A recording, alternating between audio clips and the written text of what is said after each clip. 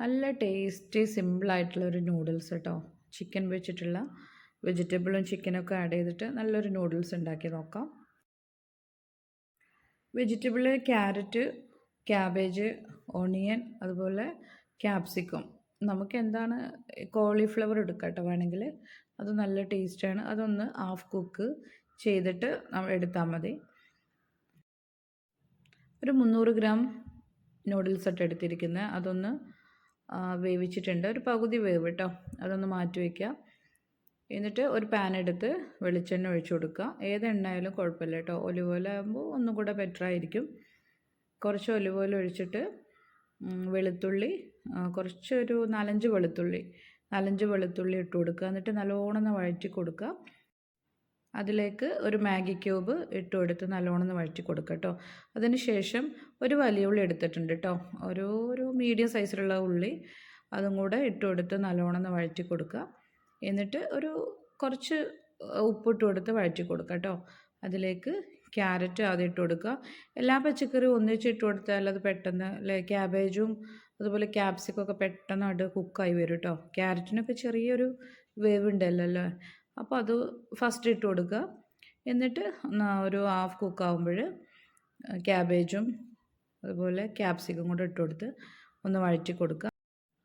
ഇതിലേക്ക് ഒരു വലിയ ടേബിൾ സ്പൂൺ സോയാ സോസ്, ഒരു ടേബിൾ സ്പൂൺ ചില്ലി സോസ്, അതുപോലെ ടൊമാറ്റോ സോസും എടുത്ത് വെക്കുക കേട്ടോ. അത് മൂന്നെണ്ണം ഇതിലേക്ക് വേണ്ടത്.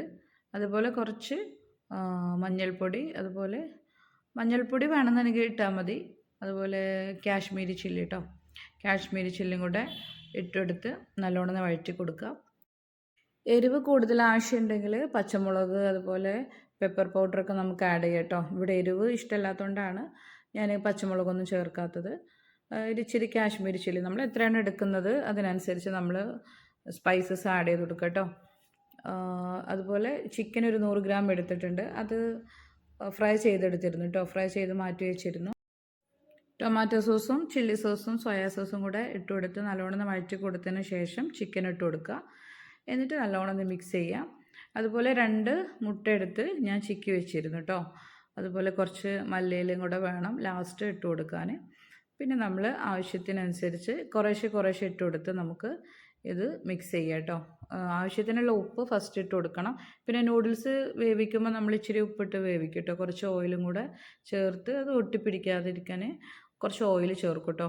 എന്നിട്ട് നല്ലോണം ആവശ്യത്തിനനുസരിച്ച് കുറേശ്ശെ ഇട്ട് കൊടുത്ത് മിക്സ് ചെയ്ത് കൊടുക്കുക. നല്ലൊരു ടേസ്റ്റ് കേട്ടോ നൂഡിൽസ്. എല്ലാവർക്കും അറിയാം, എന്നാലും അറിയാത്തവർക്ക് കേട്ടോ. നല്ലൊരു ടേസ്റ്റ് കേട്ടോ ഈ നൂഡിൽസ്.